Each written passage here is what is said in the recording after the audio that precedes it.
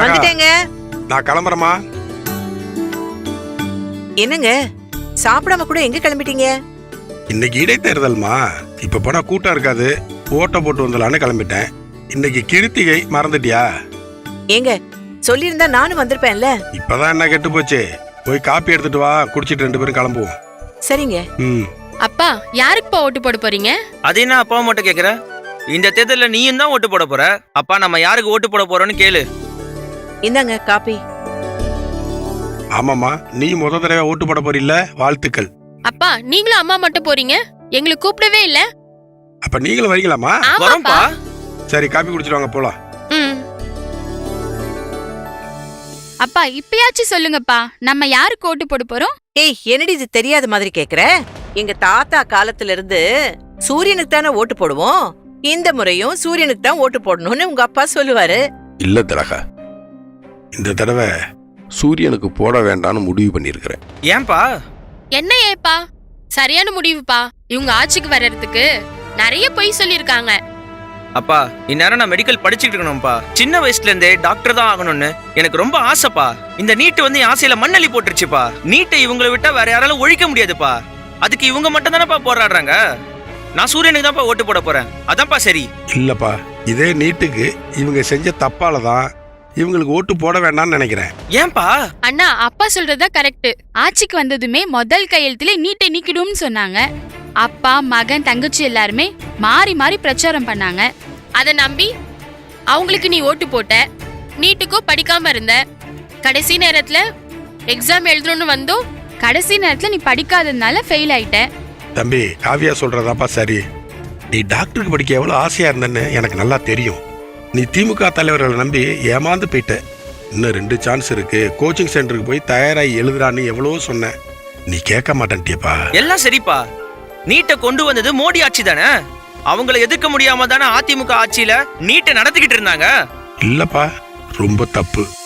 2011 திமுக காங்கிரஸ் கூட்டணி மத்திய அரசு தான் நீட்டு தேர்வை நடத்த முடிவு பண்ணி நீட் தேர்வை கொண்டு வந்தாங்க. 2013 நீட் தேர்வையும் நடத்தினாங்க. அப்ப நடந்த நீட் தேர்வை எதிர்த்து உச்ச நீதிமன்றத்தில் தனியார் மருத்துவக் கல்லூரிகள்லாம் சேர்ந்து வழக்கு தொடுத்தாங்க.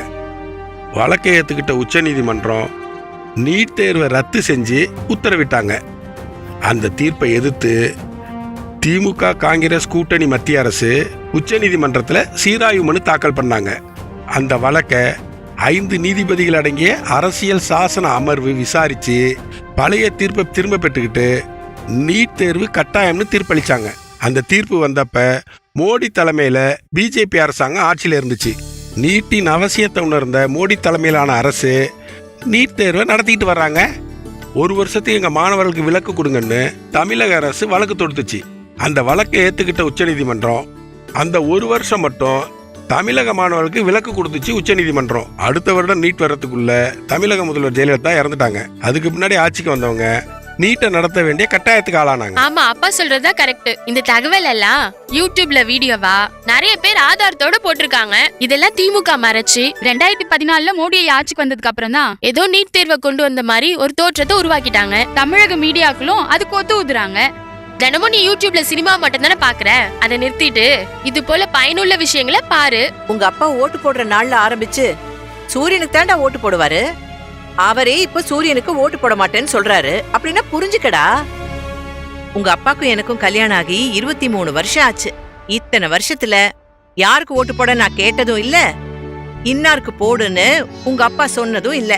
இந்த தடவை சூரியனுக்கு ஓட்டு போடுன்னு உங்க அப்பாவே சொன்னாலும் நான் போட மாட்டேன்ப்பா. ஆமாப்பா, இப்படிதான் 67 கூட காமராஜரை குறிச்சு திமுக காரவங்க பொய்யா சொன்னாங்க. ஹிந்தி திணிப்பு, ஹிந்தி எதிர்ப்புன்னு எங்களை ஏமாத்தி மொழிவெறிய தூண்டிவிட்டாங்க. அதனால அவங்க வெற்றி பெற்றாங்க. இப்ப கூட அதே மாணவர்கள் உணர்வுகளை தூண்டிட்டு தான் அரசியல் செய்யறாங்க. இப்ப பாரு, திமுகவை சேர்ந்த 48 தலைவர்கள் ஹிந்தி சொல்லித்தர பள்ளிக்கூடத்தை நடத்திட்டு வராங்க. ஏன் முதல்வர் பொண்ணே நடத்துறாங்கப்பா. எங்க தலைமுறை தான் அவங்களோட அலங்கார பேச்சிலையும் எதுகமோனிய பேச்சிலையும் மயங்கி சுய சிந்தனை இல்லாம கொத்தடிமையா இருந்துட்டோம். உங்க தலைமுறையில இருக்கிற வசதி வாய்ப்பெல்லாம் எங்க காலத்துல இல்லப்பா. அதனால அவங்கள ஆதரிச்சோம், ஓட்டு போட்டோம். வீடு வீடா போய் பிரச்சாரமும் பண்ணோம். ஆனா உங்க காலத்துல இந்த போன் வடிவில் உலகமே கைக்குள்ள இருக்குடா. நீங்களும் ஏன்டா எங்களை மாதிரி ஏமாறணும்?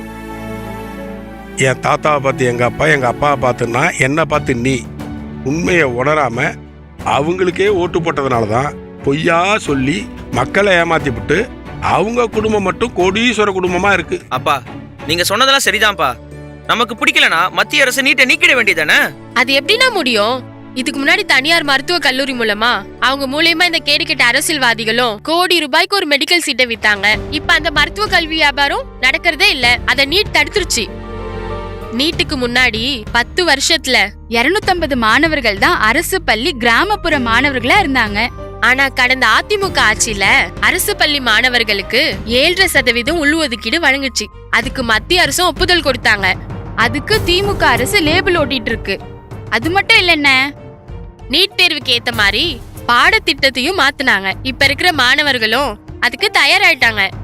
உன்னை போல சில 10ஆம் பசலிங்க தான் இன்னும் இந்த திமுகவை நம்பிக்கிட்டு உங்க வாழ்க்கையை சீரழிச்சுட்டு இருக்கீங்க. கத்திரிக்காய் சாம்பார் வைக்கிறதுனா கூட கத்திரிக்காய் தரத்தை எப்படி பாக்குறோம்?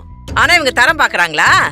ஒருத்த வாழ்நாள் முழுசும் பல பேருக்கு வைத்தியம் பார்க்க போறா, அவனுக்கு தரம் பார்க்க வேண்டாமா? +2ல 600-700 மார்க்க வாங்கிட்டு கோடி கோடியா பணத்தை கொடுத்து மருத்துவ கல்லூரியில இடம் பிடிச்சிடறான். அவன் படிச்சு என்னத்த பண்ணுவான்? நல்ல வைத்தியம் பாப்பானா? நீட் தேர்வை கொண்டு வந்த புதுசுல சில சங்கடங்கள் இருந்தது, உண்மைதான். அது அனைத்தும் களையப்பட்டுடுச்சு. இப்ப நல்லபடியா தேர்வு நடக்குதுடா. இந்த வருஷம் இந்தியாவிலேயே அதிகப்படியா நீட் தேர்வுல வெற்றி பெற்றது நம்ம தமிழகத்தை சேர்ந்த மாணவர்கள்டா.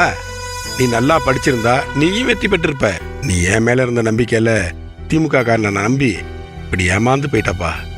உன்ன மாதிரி இளைஞர்கள்லாம் இவங்களோட பொய்யான வாக்குறுதியை நம்பி ஏமாந்து போயிருக்காங்க தெரியுமா? நீட் தேர்வுக்கு படிக்காம அவங்களோட கனவுகளையே சிதைச்சுக்கிட்டாங்கடா. நீட் தேர்வு மட்டுமா ரத்து செய்யப்படும் சொன்னாங்க? குடும்ப தலைவிகளுக்கு 1000 ரூபாய் தருவோம் அப்படின்னு சொன்னாங்க. தந்தாங்களா?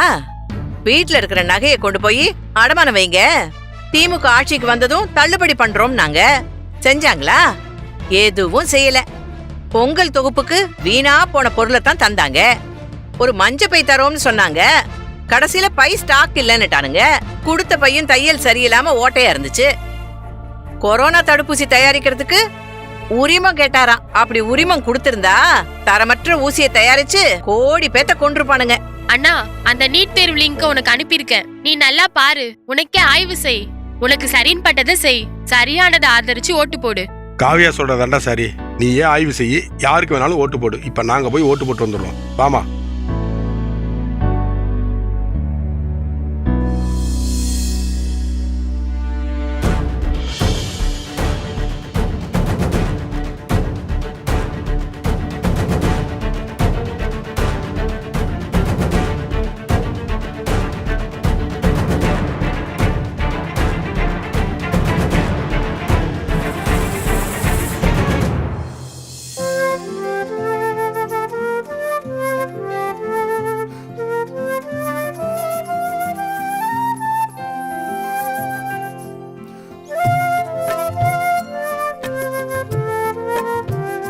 திலகா, அவன்கிட்ட ஓட்டு போறத பத்தியோ கேட்கவோ பேசவோ கூடாது. அவனே ஒரு முடிவுக்கு வரட்டும், சரியா? சரிங்கப்பா.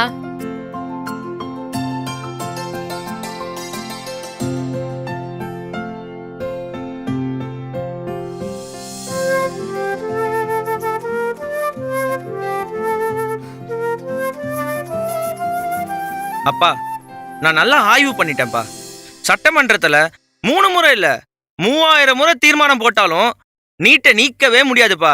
அத நான் புரிஞ்சுக்கிட்டேன்ப்பா. எனக்கே புரியும் போது ஆட்சி அதிகாரத்துல உள்ளவங்களுக்கும் அவங்கள வழி நடத்துற IAS அதிகாரிகளுக்கும் இது தெரியாதாப்பா? அவங்க எல்லாருக்கும் தெரியும்பா. வீணா போன அரசியல்வாதிகள் மக்களோட உணர்வுகளை தூண்டி விட்டு அரசியல் செஞ்சுக்கிட்டு இருக்காங்க. இதுல அவங்களுக்கு IAS அதிகாரிகளும் சில பத்திரிகைக்காரங்களும் துணை போயிட்டு இருக்காங்க.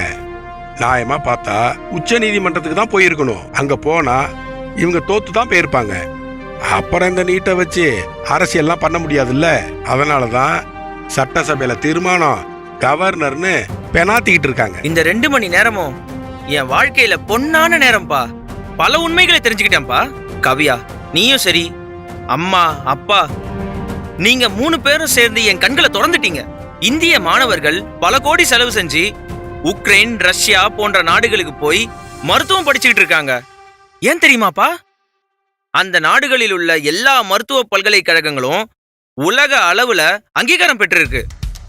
ஆனா இந்தியாவுல சுமார் 200 மருத்துவ பல்கலைக்கழகங்கள் இருக்கு.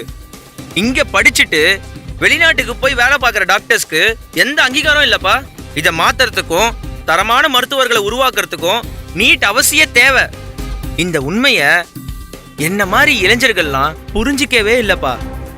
அப்பா, நீட்டை கொண்டு வரக்கூடாதுன்றாங்களே. 2014க்கு முன்னாடி 51,348 MBBS இடங்கள் தான் இருந்துச்சு. அதை 2022க்குள்ள 89,875 சீட்டா மோடி அரசு உயர்த்தி இருக்குப்பா. அதே மாதிரி 2014க்கு முன்னாடி மருத்துவ மேற்படிப்பு இடங்கள் 31,185. இப்ப 2014ல இருந்து 2022க்குள்ள 60,202 மோடி அரசாங்கம் உயர்த்தி இருக்குப்பா. அப்பா, 2014 வரைக்கும் நாடு முழுசும் 387 மருத்துவக் கல்லூரிகள் தான் இருந்துச்சு. ஆனா இப்போ மாவட்டத்துக்கு ஒரு கல்லூரின்னு அந்த இலக்கோட போயிட்டு இருக்காங்கப்பா. இப்ப எவ்வளவு தெரியுமாப்பா? 597 கல்லூரிகள் வந்துருச்சுப்பா. அது மட்டும் இல்லப்பா, பிரதமர் மோடி ஐயாவை ஏதோ சர்வாதிகாரி போல இந்த திமுக காரங்களும் திமுக கூட்டணி கட்சிக்காரங்களும் சித்தரிச்சுக்கிட்டு இருக்காங்கப்பா. அது அப்படியே நானும் நம்பிட்டேன்ப்பா. ஆனா அது உண்மை இல்லப்பா. 2004 முதல் 2014 வரைக்கும் அந்த ஆட்சியையும் இப்போ மோடி ஐயா ஆட்சியும் ஒப்பிட்டு பார்த்தா மலைக்கும் மடுவுக்கும் உள்ள வித்தியாசம்பா. 2004 to 2014 காங்கிரஸ் ஒண்ணுமே செய்யலப்பா. நாட்டோட வளர்ச்சி திட்டங்கள்னு எதுவுமே இல்ல. ஆனா பிரதமர் மோடி ஐயா ஆட்சி வந்ததுக்கு அப்புறம் ஒவ்வொரு துறையிலையும் ஒவ்வொரு மாநிலத்திலையும் பல்வேறு விதமான வளர்ச்சிப்பா. நாட்டோட உள்கட்டமைப்ப மிகப்பெரிய லெவல்ல கொண்டு வந்திருக்காருப்பா. ராணுவத்துக்கு ஆயுதங்களை இறக்குமதி செய்யற நிலைமையில இருந்ததை மாத்தி இப்ப ஏற்றுமதி செய்யற அளவுக்கு கொண்டு போயிட்டாருப்பா. அப்பா, கடந்த காங்கிரஸ் திமுக ஆட்சி வங்கி கலைகள் திறக்கிறதையும் ஏடிஎம் திறக்கிறதையும் தான் பெரிய சாதனை நினைச்சு மார்த்தடிக்கிட்டு இருந்தாங்கப்பா. ஆனா மோடி ஐயா அரசு ஜன்தன் அக்கௌண்ட்ற பேர்ல ஏழை எளியோர்களுக்கு 0 பேலன்ஸ் அக்கௌண்ட் ஓபன் பண்ணி வங்கி கணக்கை தொடங்கி கொடுத்துருக்காங்கப்பா. அதுலயே அரசு நலத்திட்ட உதவிகளை அந்த வங்கி கணக்கிலேயே நேரடியா மக்களுக்கு கொடுத்திருக்காங்கப்பா. எந்த ஊழலும் கிடையாதுப்பா. இதே மாதிரி இந்த 8 ஆண்டுகள்ல இந்த மாதிரி பல சாதனைகளை பண்ணிருக்காங்கப்பா. முக்கியமா எந்த ஊழலுமே இல்லப்பா. ஆனா காங்கிரஸ் ஆட்சியில 100 ஊழல்பா. விண்வெளி துறையில ஊழல், ஆதர்ஸ் குடியிருப்பு ஊழல், காமன்வெல்த் போட்டி 2G அதுலலாம் ஊழல், ஊழல் ஊழல் ஊழல்னு ஊழல் மட்டுமே பண்ணிருக்காங்கப்பா அவங்க. பா, சாரிப்பா, திமுக மோசமான இயக்கம்பா. அத நான் இப்பதான்ப்பா புரிஞ்சுக்கிட்டேன். நல்லதுப்பா. அப்பா, நீங்க சொல்லுங்கப்பா, இப்ப நான் யாருக்கு ஓட்டு போடணும்? என்கிட்ட கேக்குற? அத நீயே முடிவு பண்ணு. அது உன் உரிமை. நானும் பிஜேபி தான் ஓட்டு போட்டேன். நானும் பிஜேபிக்கு தான் ஓட்டு போட்டேன். இனி நம்ம வீட்டுக்கு இந்த போட்டோ வேண்டாம். இதான் சரி. நானும் பிஜேபிக்கு தான் ஓட்டு போட்டேன். அப்போ நீங்க